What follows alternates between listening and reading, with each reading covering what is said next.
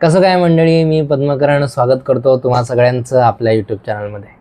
आपण भगवान बुद्ध आणि त्यांचा धम्म समजून घेतोय. आपण भगवान बुद्धांच्या बालपणातला एक किस्सा आज वाचणार आहोत. भगवान बुद्धांची अनेक नावं आहेत, म्हणजे त्यांना जी विशेषणं दिलेली आहेत तीच त्यांची नावं झालेली आहेत. त्यांचं एक महत्त्वाचं नाव म्हणजे किंवा त्यांचं विशेषण प्रेमाने त्यांना म्हणतात ते आहे महाकारुणिक.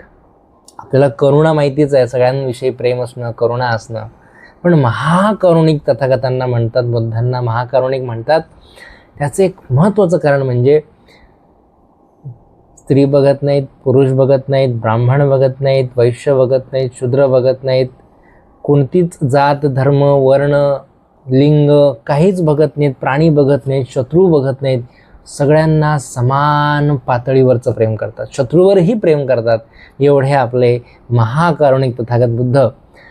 पण हे बुद्धत्व प्राप्त झाल्यानंतरचं त्यांचं महाकारुणिक पण होतं की त्यांना जन्मताच त्यांच्यामध्ये तेवढं कारुण्य होतं, तेवढं प्रेम होतं सजीवांविषयी, प्राण्यांविषयी. त्याचा तो किस्सा आपण आज वाचणार आहोत. एक खूप प्रसिद्ध हा किस्सा आहे हंस हा कोणाचा.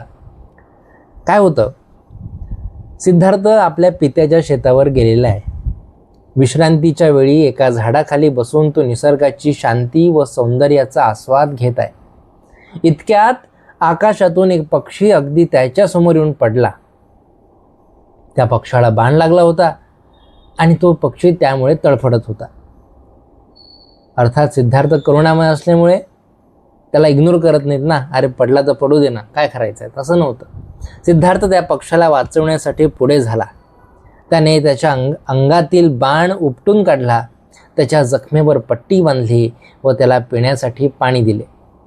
त्याने त्या पक्षाला आपल्या कुशीत ठेवले आणि आपल्या उत्तरीय वस्त्रात गुंडाळून घेतले. असं मायेनं गुंडाळून घेतलेलं आहे आणि ऊब देण्यासाठी त्याला आपल्या हृदयाशी धरले. क्या बात आहे, बहुत बढिया. सिद्धार्थाला आश्चर्य वाटले की या निष्पाप पक्षाला कोणी मारले असावे. आपण सिद्धार्थाच्या बालपणीचा आणखी किस्सा वाचला होता, तो म्हणजे की सिद्धार्थाला म्हणजेच भगवान बुद्धांना शिकार आवडत नव्हती. ते म्हणायचे की तुम्ही वाघ आणि सिंह मारण्याचं नाव घेऊन लहान लहान प्राण्यांना मारता, ते चुकीचं आहे. थोड्याच वेळात त्याचा आत्तेभाऊ देवदत्त शिकारीच्या सर्व आयुधांनिशी तेथे आला. देवदत्त तिथे आला, त्याचे मित्र वगैरे असतील, बाण असेल वगैरे, सगळे धनुष्य असेल त्याच्या हातामध्ये. त्याने सिद्धार्थाला सांगितलं की आकाशात उडत असलेल्या एका पक्षाला मी बाण मारला आहे. तो पक्षी जखमी झाला असून काही अंतरावर येऊन पडलेला आहे. तो इथेच कुठेतरी पडला असावा, तो तू पाहिलाच काय? सिद्धार्थ होय म्हणाला व घायाळ स्थितीतून बरा होत चाललेला तो पक्षीसुद्धा त्याने त्याला दाखविला की हे बघा, माझ्याकडे आहे तो पक्षी. मग देवदत्ताने लगेच मागणी केली, त्याचा पक्षी त्याच्या स्वाधीन करण्यात यावा. मागणी काय होती की मी शिकारी आहे, मी मारले पक्षाला, तो माझ्या स्वाधीन करावा. पण सिद्धार्थाने ते नाकारले. त्यामुळे त्या दोघांमध्ये तीव्र वाद झाला. देवदत्ताचे म्हणणे होते की या पक्षाचा मालक तोच होता, कारण शिकारीच्या नियमानुसार जो शिकार करतो तोच त्या शिकारीचा मालक होतो. जो शिकार करेगा वहीच उसका मालक रहेगा, असं देवदत्त याचं म्हणणं होतं. पण सिद्धार्थाने या नियमाची अधिकृतता अमान्य केली. मला हे मुळीच मान्य नाही. सिद्धार्थ जन्मतच विद्रोही आहे. त्यांनी आपल्या आईला सुद्धा म्हटलं होतं की मी क्षत्रिय आहे म्हणून मी का सगळ्यांशी युद्धच करत बसू का नाही क्षत्रिय एकमेकांसोबत प्रेमाने वागत.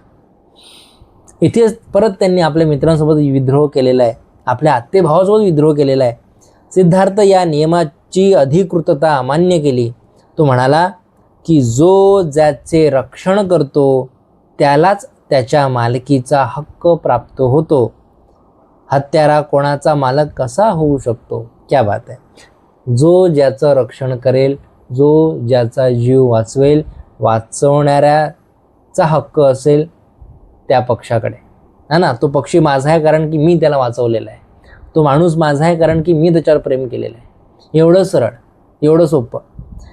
या वादात दोघांपैकी कोणीही माघार घ्यायला तयार होईना. आपण देवदत्त समजू शकतो की शिकार मी केलेला आहे आणि म्हणून तो शिकार माझा आहे. पण बुद्धांना काय गरज होती, राहू द्यायचं होतं ना. पण नाही बाई, हिंसा चलेंगी नाही, फालतू की हिंसा चलेंगी नाही.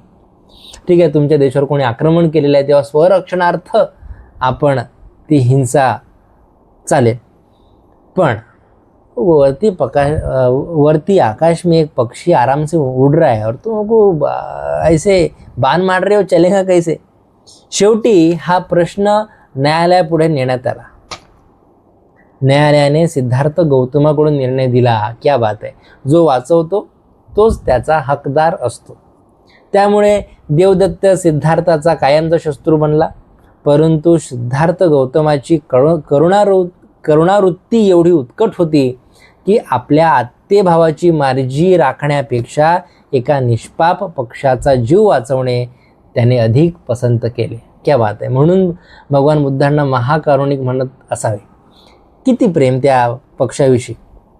आणि लहानपणीच, नंतर तर त्यांनी काय उपदेश दिलेले आहेत त्याची बातच और आहे. या सगळ्या किस्स्यावरून एकच गोष्ट कळते की जर मी एखाद्याला वाचवलं तर मी हक्कानं सांगू शकतो की त्या माणसावर माझा हक्क आहे. पण त्या माणसाला मी हवाय की नाही ती गोष्ट वेगळी आहे. पण जो वाचवतो त्याचा तो हक्क असतो. देवदत्ताचा मुळीच हक्क नव्हता, कारण की त्याने त्याला मारलं होतं. वाचवणारा श्रेष्ठ असतो, मारणारा नाही. हेच बोलून आजचा व्हिडिओ इथे संपवतो. तुम्हाला हा व्हिडिओ कसा वाटला नक्की सांगा. मित्रांना, परिवारांना आपलं शेअर करा, लाईक करा आणि आपल्या चॅनलला नक्की सबस्क्राईब करा. भवतु सब्ब मंगलं. सगळ्यांचं भलो, सगळ्यांचं कल्याण हो.